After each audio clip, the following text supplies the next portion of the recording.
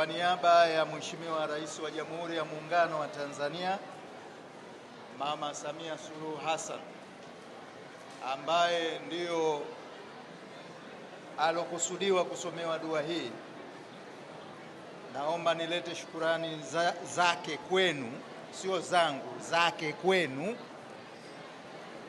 Waislamu nyote mlohudhuria hapa kwa ajili ya kisomo hiki kilichofanyika pamoja na dua mbalimbali. Mashehe zangu hapa walikuwa wakinipandisha mori, lakini nimefurahi kusikia kwamba kila baada ya miezi mitatu tutasoma dua kama hii.